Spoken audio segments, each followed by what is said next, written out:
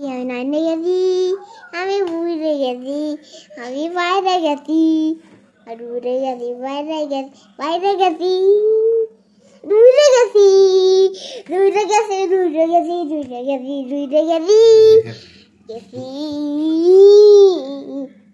আর আমি বেরি চলে গেছি নাই, আর আমি নাগে ঘোরা উড়া, আর আমি বইরা গেছি তোদের কাছে দিতে ও দিতে রো রো।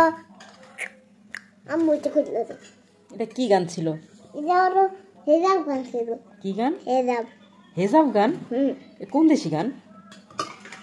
হ্যাঁ, কোন দেশে? এটা কোন দেশের গান? দিন দেশে গান। কার গান? আমার গান।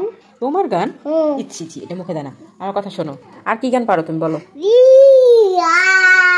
অসাধারণ গান দিয়ে আজকের ভিডিওটি শুরু করলাম। হ্যালো এভরিওয়ান, আসসালামু আলাইকুম। কেমন আছেন সবাই? আশা করি নিশ্চয়ই ভালো আছেন। আমি আলহামদুলিল্লাহ ভালো আছি। আমার শিল্পীর এরকম গান প্রতিনিয়তই আমাকে শুনতে হয়।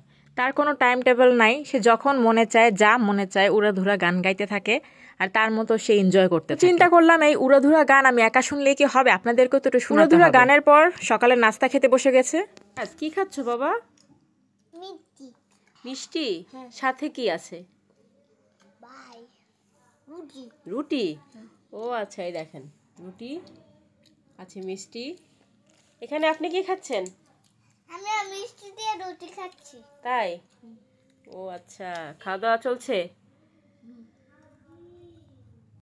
তো বাসায় বাচ্চা থেকে বড় সবারই সকালে নাস্তা কমপ্লিট করে আমি চলে আসছি দুপুরের জন্য রান্না করতে। তো আজকে দুপুরে আমি রান্না করব আর মাছ ভুনা আর হচ্ছে থানকুনি পাতার বড়া, সাথে থাকবে মানে অলরেডি আমি মাছটা ধুয়ে হালকা করে ভেজে নিয়েছি, তারপর মশলাটা কষিয়ে মাছটাকেও সাথে দিয়ে দিলাম একটু কষানোর জন্য।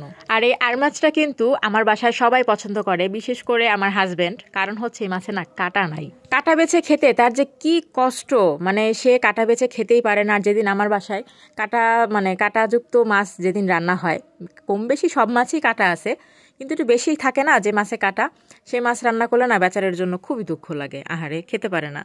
তো আমি আমার হেল্পিং হ্যান্ড দিয়ে ডাল, থানকুনি পাতা এগুলো সব বেটে রাখছিলাম। তো এই বাটাটাই আমি হচ্ছে এখন মশলা দিয়ে মাখিয়ে নিব। মশলা বলতে পেঁয়াজ কুচি, কাঁচামরিচ কুচি, একটু রসুন বাটা, এগুলো দিয়ে মাখাইয়া লবণ হলুদ এগুলো জাস্ট দিয়ে মাখিয়ে তারপর হচ্ছে আমি তেলে ভেজে নিচ্ছি। আর এই থানকুনি পাতার বড়াটা খেতে এত মজা। আমার বাসায় বাচ্চা থেকে বড় সবাই কিন্তু এই থানকুনি পাতার বড়াটা খুব বেশি পছন্দ করে। তো দুপুরে খাওয়া দাওয়া কমপ্লিট করে আমরা চলে যাচ্ছি একটু বাহিরে। কারণ হচ্ছে যেহেতু এখন ডিসেম্বর মাস, বাচ্চাদের হচ্ছে স্কুল ছুটি, তো নানু বাড়িতে বেড়াতে যেতেই হবে। আর বেড়াতে যাবে, কিন্তু এর আগেও একবার আপনাদের সাথে আমি শেয়ার করেছি, জুতা কিনতে গিয়েছিলাম, তাদের জুতাই আমি কোনো খুঁজে পাইনি। তো আজকে আবার সেম উদ্দেশ্য, আমরা জুতা কিনতে যাব। আর এই যে আমার সুপুত্র, তার বাবারা ছাড়া কিছুই বুঝে না, বাহিরে হোক বাসায় হোক তার বাবার পিছন পিছন এসে থাকে। মাঝখানে মা মেয়ে আবার একটু ক্লিপ নিয়ে নিলাম। তো চলে গেলাম সদরে অ্যাপেক্সে। আর মূলত সবসময় অ্যাপেক্স থেকেই বাচ্চাদের জন্য, আমার জন্য জুতা টুতা কিনা হয়, বাবার জন্য, সবার জন্যই অ্যাপেক্স থেকেই জুতা কিনা হয়।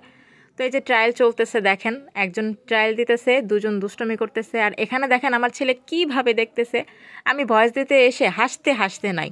তো অ্যাপেক্স থেকেই সবার জন্য জুতো টুতা কিনে, তো সবার জন্য জুতো কিনে বাসায় ফিরে আমি হচ্ছে একটা রিলসের জন্য একটু ভিডিও করতেছিলাম। আর তার মাঝখানে আরাত কি করলো একটু দেখেন তো আপনারা।